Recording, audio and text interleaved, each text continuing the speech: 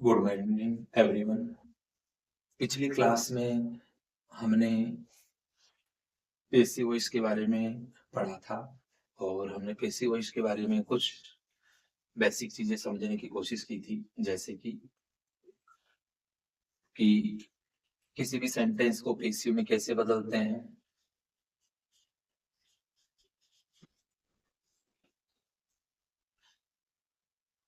Active में sentence subject से शुरू होता है और पेसिव में सेंटेंस ऑब्जेक्ट से शुरू होता है। ये हमने पिछली क्लास में पढ़ा था।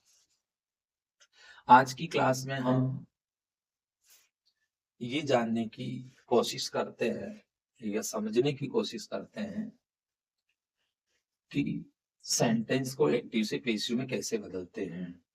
पिछली क्लास में हमने आपको ये बताया था कि यदि सेंटेंस पॉजिटिव है तो उसका फॉर्मूला क्या होता है। सबसे पहले हम सेंटेंस में ऑब्जेक्ट लेते हैं, हेल्पिंग वर्ब और वर्ब की थर्ड फॉर्म, मेन वर्ब की third form by plus subject use करते हैं। आज हम ये जानने की कोशिश करते हैं कि एक्टिव से पेसिव में सेंटेंस को बदलते हैं तो कैसे बदलेंगे। पॉजिटिव है तो ये फॉर्मूला लगेगा।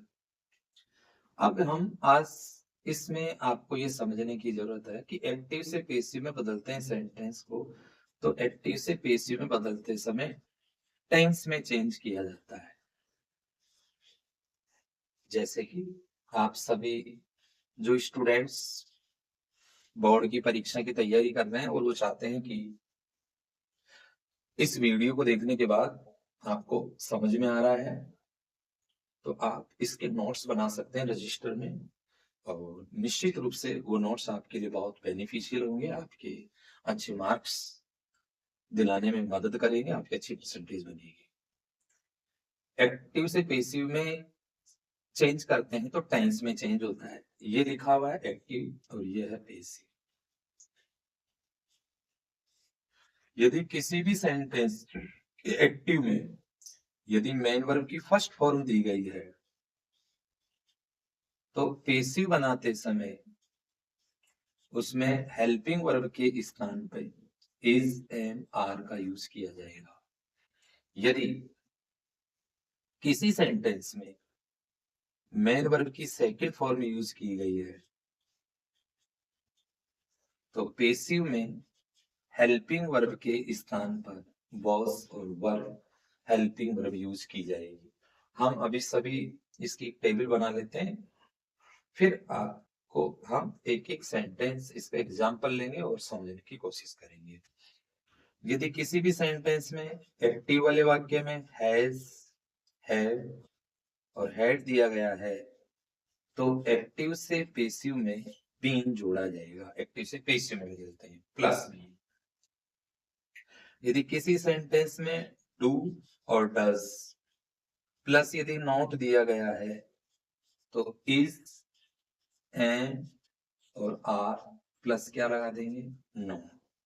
यदि किसी सेंटेंस में डिड नॉट दिया गया है तो वॉज, वर प्लस नॉट लगा देंगे। यदि किसी सेंटेंस में फर्स्ट फॉर्म हो गई तो इज एम आर हो गया। यदि किसी सेंटेंस में इज एंड एक्टिव वाले की बात कर रहे हैं, वॉज और वर दिया गया है तो बीइंग जोड़ दिया जाएगा। तो दूसरा, यदि किसी भी सेंटेंस में मॉडल दिया गया है, मॉडल में क्या आते हैं, can, could, may, might, shall, should, will, would, तो इनमें बी जोड़ा रहता है। तो ये आपकी एक टेबल बना सकते हो आप अपने उसमें रजिस्टर में, नोटबुक में। किसी भी सेंटेंस को एक्टिव से पेसिव में बदलने के ये फॉर्मूला है। फर्स्ट फॉर्म दी गई है तो is am are, second form दे रखी है तो was were, has have had दे रखा है तो be, does not do not दे रखा है तो is am are plus not, did not दे रखा है तो was plus were plus not, is am are was were दे रखा है तो प्लस बी, और किसी भी सेंटेंस में मॉडल दिया है can could may might shall should will would, तो क्या जोड़ना है, बी जोड़ना है। ये किस में चेंज करना है हमें, टेंस में।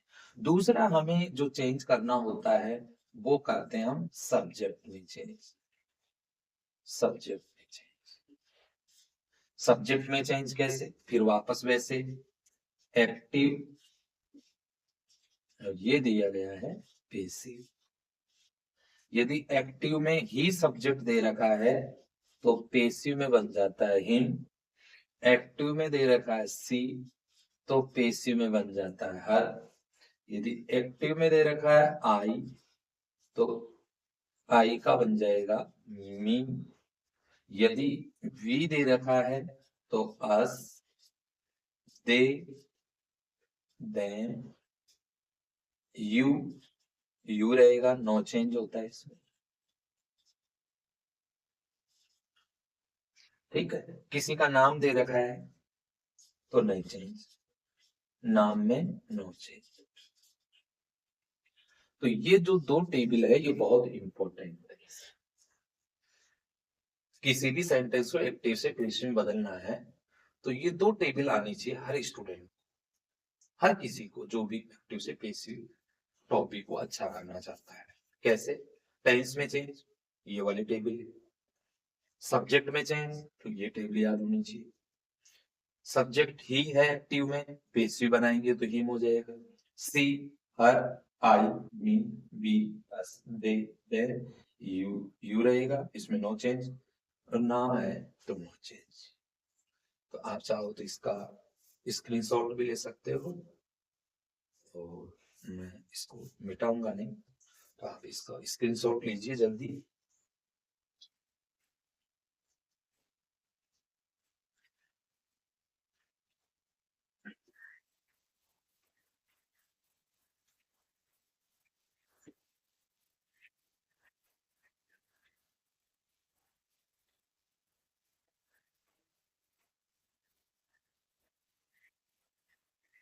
आप देखिए नेक्स्ट,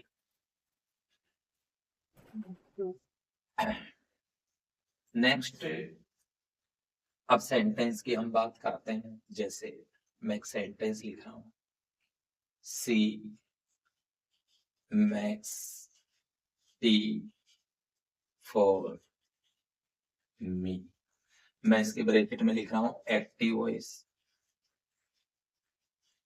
मान लीजिए सेंटेंस दिया गया है, हमें इसको पेसिव में बदलना है, कैसे बदलेंगे, अब देखिए फॉर्मूला क्या होता है, इसका फॉर्मूला है सबसे पहले ऑब्जेक्ट, फिर क्या लेंगे, हेल्पिंग वर्ब, मेन वर्ब की कौन सी फॉर्म लेंगे, थर्ड फॉर्म, प्लस क्या लेंगे, बाई, प्लस क्या लेंगे, सब्जेक्ट। इस फॉर्मूले के अनुसार ये सेंटेंस पेसिव में बदलेगा। अब देखो सेंटेंस को एक्टिव से पेसिव में शुरू करते हैं तो सेंटेंस को हमेशा ऑब्जेक्ट से शुरू किया जाता है। ऑब्जेक्ट का पता लगाने के लिए क्या से प्रश्न करेंगे, वह मेरे लिए क्या बनाती है, तो इसका आंसर आएगा वह मेरे लिए चाय बनाती है, तो चाय को हम क्या लिख देंगे, टी। अब देखो किसी भी सेंटेंस को शुरू करते हैं तो ये ध्यान रखते हैं हम इस बात का कि सेंटेंस का फर्स्ट लेटर कैपिटल होना चाहिए, क्योंकि यहाँ पर शुरू में नहीं है इसलिए टी स्मॉल है, तो टी। अब देखिए हेल्पिंग वर्ब लेंगे, मेन वर्ब की इसमें कौन सी फॉर्म दे रखी है, फर्स्ट फॉर्म। तो अभी हमने आपको टेबल बनाई थी एक, कि यदि किसी भी सेंटेंस के एक्टिव वाले वाक्य में मेन वर्ब की फर्स्ट फॉर्म दे रखी है तो पेसिव बनाते समय किसका यूज करेंगे, इज एंड आर का। टी जो जो ऑब्जेक्ट है इस सेंटेंस में, जो टी है, टी ये नाउन है, ये संज्ञा है, और ये अनकाउंटेबल है, इसको आप गिन नहीं सकते। चाहे लिक्विड चीजें होती है उनको गिना नहीं जाता, जो द्रव पदार्थ तरल पदार्थ जो होते हैं उनको गिना नहीं जा सकता, और जिसको गिना नहीं जा सकता वह हमेशा सिंगुलर होती है, सिंगुलर एक वचन होती है, जिसको हम क्या नहीं कर सकते, काउंट नहीं कर सकते। इसलिए किसका प्रयोग किया गया है, इज का। यदि यहाँ पर टी की जगह सब्जेक्ट जो ऑब्जेक्ट होता, यदि प्लूरल होता तो फिर किसका प्रयोग किया जाता, आर का। टी इज, थर्ड फॉर्म क्या हो जाएगी, मैक फर्स्ट है तो थर्ड क्या हो जाएगी इसमें, मैड हो जाएगी, टी इज मैड। अब देखो क्या लगाना है, बाय हर फॉर मी, या फिर क्या लिख सकते हो इसको, फॉर मी बाय हर। सी देखो किस में चेंज हो गया, हर में चेंज हो गया। तो देखो टी ऑब्जेक्ट, हेल्पिंग वर्ब की जगह इज, मेन वर्ब की थर्ड फॉर्म ये, फॉर मी और bye her, for me bye हर या बाय हर फॉर मी, ऐसे भी लिखा जा सकता है। अब दूसरा सेंटेंस देखिए यार, दूसरा सेंटेंस लिख रहा हूं मैं sentence, I am, I am cooking rice, I am cooking rice, मैं चावल पका रहा हूँ। अब ध्यान दीजिए, पेसिव बनाना है, क्या बनाना है, पेसिव।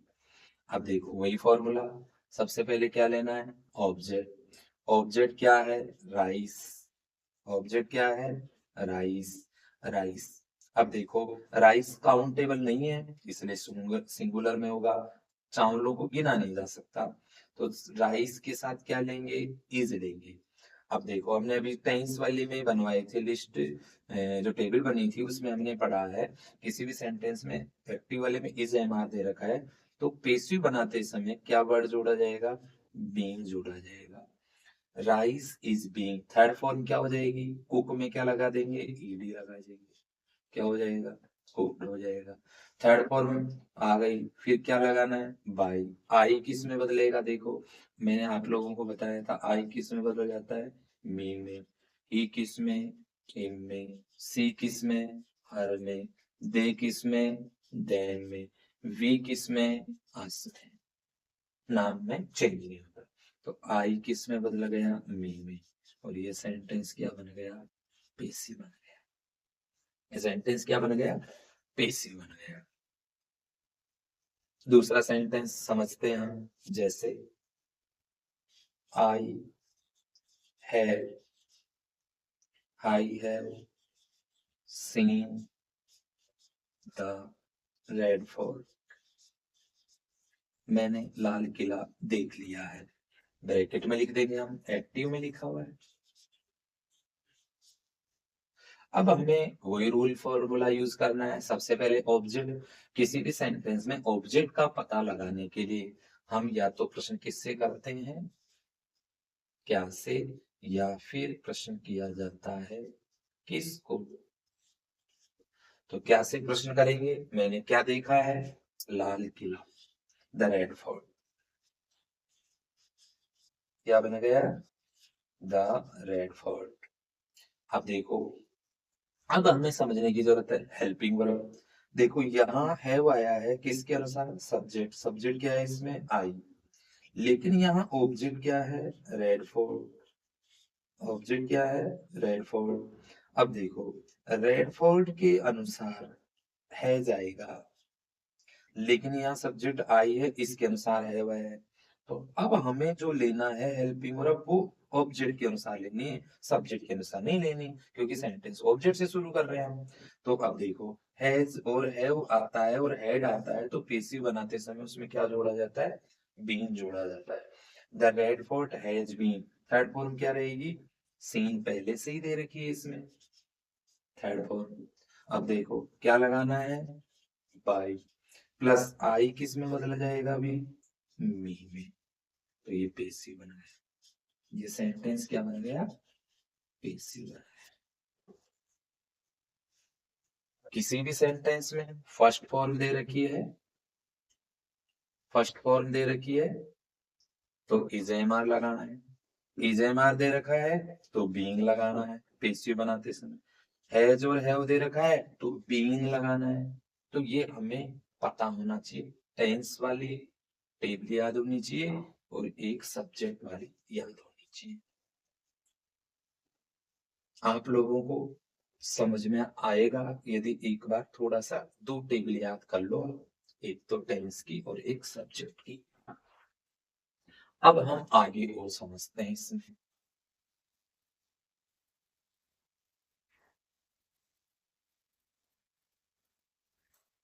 नेक्स्ट जो टेंस से में कुछ और टेंस के सेंटेंस लेते हैं,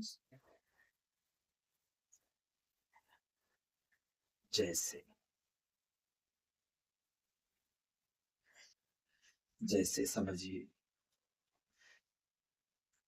आई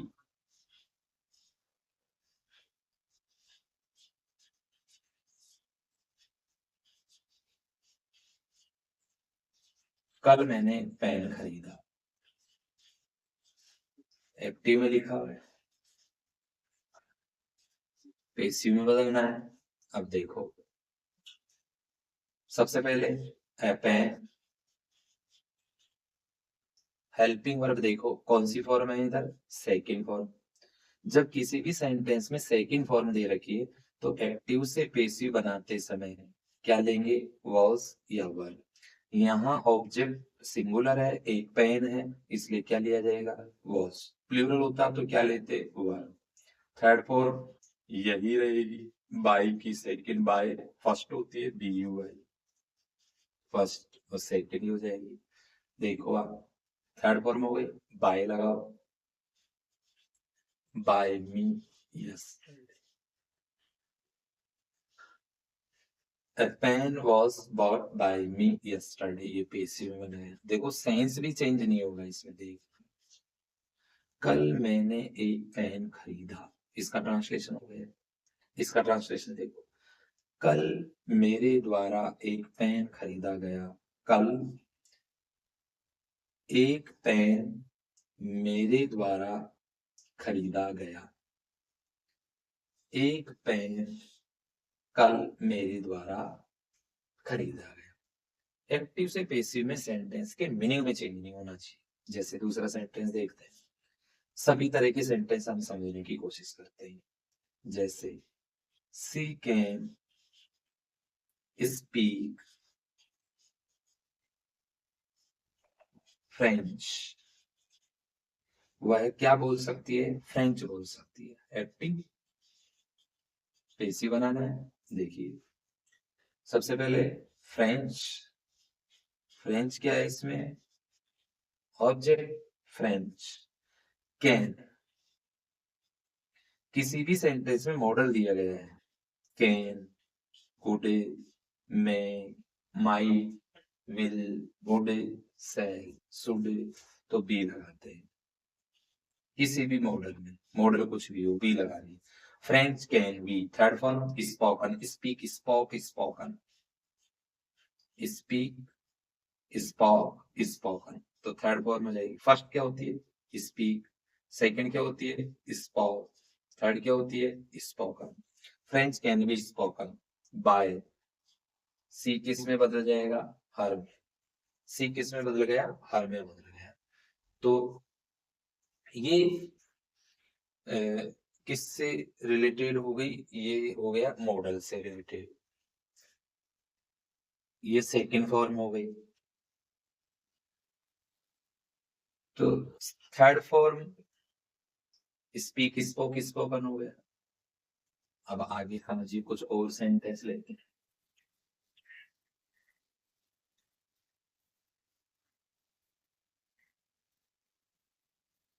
जैसे जैसे हमें ये समझना है, कोई भी सेंटेंस एक्टिव का दिया गया है तो सबसे पहले ये देखो वो सेंटेंस कौन से टेंस का है, वाक्य में कौन सी फॉर्म है, फर्स्ट फॉर्म है, इज एम आर है, वॉज वर है है, मॉडल्स है, क्या है। जब तक आप ये नहीं देखोगे कि इसमें लिखा हुआ क्या है, किसका यूज किया गया, फर्स्ट फॉर्म यूज की गई है, सेकंड फॉर्म यूज की गई है, was were, has been, models, तब तक आप सेंटेंस को पेसिव नहीं बदल सकते। सबसे इंपॉर्टेंट चीज ये है कि सेंटेंस में टेंस का पता होना चाहिए, कौन सी वर्ब यूज की गई है। जैसे मैं सेंटेंस लिख रहा हूं, ही कट्स एन एप्पल। अब देखो दूसरा सेंटेंस है, ही कट एन एप्पल। ये जो सेंटेंस है ये प्रेजेंट इंडेफिनेट का है, और ये पास्ट इंडेफिनेट का है। क्यों है? क्योंकि कट यहाँ पर वर्ब की सेकंड फॉर्म है और ये फर्स्ट फॉर्म है, इसमें एस या ईएस ऐड किया गया है। क्यों किया गया है?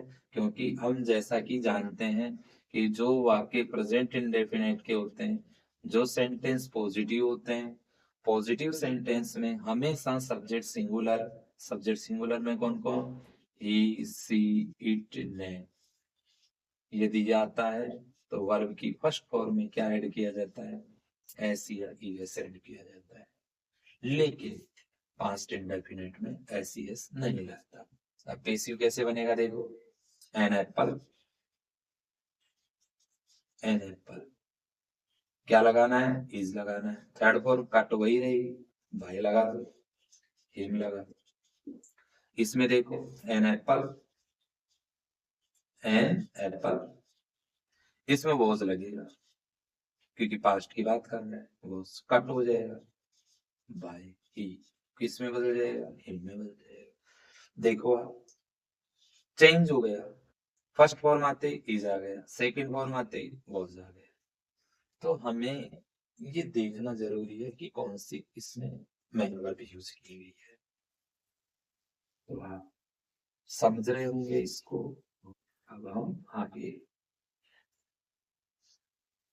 समझते हैं और कुछ सेंस।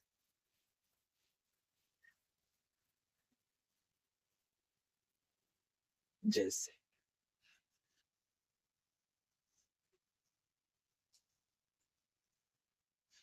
अब हम ये समझते हैं यदि सेंटेंस नेगेटिव हो, कैसे हो, नेगेटिव, नेगेटिव सेंटेंस में हेल्पिंग वर्ब के बाद नॉट लगा देंगे, सेम फॉर्मूला रहेगा। कैसे? Object, helping verb, not, third form, by, plus subject. कोई चेंज नहीं होगा और कुछ, वही फॉर्मूला रहेगा। जैसे मैं बात करूं, आई डोंट या do not like your habit, मैं आपकी आदत को पसंद नहीं करता, एक्टिव में लिख दिया हमने। पॉजिटिव में डो नॉट हट जाता, सिर्फ ये होता आई लाइक योर हैबिट। अब देखो ऑब्जेक्ट क्या हो जाएगा, योर हैबिट। तो सबसे पहले हम क्या लेंगे, योर हैबिट। हेल्पिंग वर्ब क्या लेंगे, डू नॉट, डज नॉट में is not, are not, am not, is not. Habits होता है यहाँ, तो फिर इज की जगह हम लेते are. Your habit is not, like में क्या लगा दो, ED, like. Your habit is not liked, क्या लगाएंगे, योर, ऑब्जेक्ट हो गया योर हैबिट, हेल्पिंग वर्ब हो गई इज, नेगेटिव बनाने के लिए क्या लिया हमने, नॉट, थर्ड फॉर्म क्या हो जाएगी, लाइक, क्या लगाना है, बाय, आई किस में बदल जाएगा, मी में। तो ये क्या बना गया, पेसिव। तो यदि आपको पॉजिटिव सेंटेंस को एक्टिव से पेसिव में बदलना आता है तो आप आसानी से नेगेटिव वाले सेंटेंस को भी बदल सकते हो। कैसे? और हम सेंटेंस लेते हैं, जैसे she is not, she is not learning her lessons, वह अपने जो पाठ हैं उनको क्या नहीं करती है, कर नहीं रही, क्या याद नहीं कर रही है, अपने पाठों को। तो देखो सबसे पहले क्या ले लो, हर लेसन्स, क्या याद नहीं किए जा रहे हैं, उसके पाठ। अब देखो यहाँ इज आया है, किसके अनुसार आया है, सी सब्जेक्ट के अनुसार। लेकिन यहाँ जो हेल्पिंग वर्ब यूज की जाएगी वो किसके अनुसार यूज की जाएगी, ऑब्जेक्ट के अनुसार। और ऑब्जेक्ट में लेसन्स है, इसलिए क्या आ जाएगा, आर। नेगेटिव बनाने के लिए क्या लगा दो, नॉट। थर्ड फॉर्म लर्न में लर्न, बाय लगाओ, और सी को किस में बदल दो, हर में। सी किस में बदला, हर में। आई किस में बदला गया, मी में। सी हर में बदल गया, नेगेटिव है, नॉट लगा दिया गया। सी के अनुसार इज है, लेकिन ऑब्जेक्ट के अनुसार आर। तो नेगेटिव सेंटेंस किसी भी तरह का हो, किसी भी टेंस का हो, हमें नेगेटिव सेंटेंस में इस फॉर्मूले के अनुसार किसी भी सेंटेंस को एक्टिव से पैसिव में बदलना हो तो हमें किसके अनुसार बदला जाएगा, इस फॉर्मूले के अनुसार बदला जाएगा। तो पॉजिटिव और नेगेटिव। तो आज की इस क्लास में हमने समझने की कोशिश की है कि पॉजिटिव सेंटेंस हो तो एक्टिव से पैसिव में कैसे बदला जाएगा, और यदि नेगेटिव हो तो कैसे बदला जाएगा। यदि सेंटेंस पॉजिटिव है तो फॉर्मूला होगा object helping verb third form by plus subject. यदि सेंटेंस नेगेटिव है तो ऑब्जेक्ट हेल्पिंग वर्ब नॉट लगेगा, फॉर्मूला वही रहेगा, बस नॉट हटाते ही पॉजिटिव का फॉर्मूला बन जाता है और नॉट लगाने के बाद नेगेटिव का फॉर्मूला बन जाता है। क्योंकि हम जानते हैं किसी भी सेंटेंस को नेगेटिव बनाने के लिए नॉट हेल्पिंग वर्ब के बाद यूज किया जाता है। ये जो वीडियो है ये उन बच्चों के लिए बहुत बहुत इंपॉर्टेंट रोल प्ले कर सकता है उनके बोर्ड की क्लास में। और जो स्टूडेंट्स हाई कोर्ट एलडीसी वगैरह की जो तैयारी कर रहे हैं उन स्टूडेंट्स के लिए भी बहुत अच्छा क्रूशियल रोल अदा कर सकता है।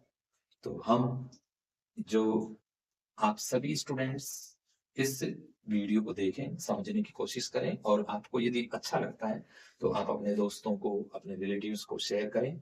और जितेंद्र क्लासेस के नाम से जो ये यूट्यूब चैनल है इसको आप सब्सक्राइब करें, शेयर करें। उम्मीद करता हूं कि आप लोगों को ये वीडियो अच्छा लगा होगा। और भी हम इसमें और भी इंप्रूव करने की कोशिश करेंगे। अभी हमारे कुछ शुरुआती किया हमने, शुरुआती स्तर पे हम पता होता है कि थोड़ा हमें प्रॉब्लम्स आती है, लेकिन धीरे धीरे हम और भी इम्प्रूव करने की कोशिश करेंगे और उम्मीद करेंगे कि आप लोगों के लिए ये वीडियो निश्चित रूप से बहुत फायदेमंद रहेगा और आपके मार्क्स में और आपकी नॉलेज निश्चित रूप से एनहांस करेगा। और आप सभी को ये मुझे पूरा विश्वास है कि आप सभी को वीडियो पसंद आएगा। और इस जितेंद्र क्लासेस यूट्यूब चैनल पर हम न केवल इंग्लिश का बल्कि अदर सब्जेक्ट्स के भी हम जल्दी से जल्दी और भी वीडियो अपलोड करेंगे। और उम्मीद करेंगे कि जो इस बार जो बच्चे बोर्ड की परीक्षाएं दे रहे हैं और जो लोकल क्लासेस के भी हैं 9th 11th के भी, हम सभी सब्जेक्ट्स जिसमें पॉलिटिकल साइंस, जियोग्राफी है और हिस्ट्री है, उनसे संबंधित भी हम वीडियो अपलोड करने की कोशिश करेंगे जल्दी ही। आप इस को बड़े ध्यान से देखें और समझने की कोशिश करें। और यदि किसी स्टूडेंट को कोई समझने में कोई भी किसी भी प्रकार की कोई दिक्कत हो तो ये मेरे पर्सनल नंबर है। आप दिन में 3 बजे बाद इस नंबर पर आप मुझे कांटेक्ट कर सकते हैं। यदि इस नंबर में आपको कोई इश्यू आ रहा है तो आप इन नंबर पर भी कांटेक्ट किया जा सकता है। निश्चित रूप से हम आपकी मदद करेंगे और आप सभी की हम उज्जवल भविष्य की कामना करते हैं कि आप अच्छा करें। ये जो भी आप लोगों को वीडियो डाले जा रहे हैं टॉपिक से रिलेटेड, आप वो देखें और अच्छी तरह समझने की कोशिश करें। Thank you.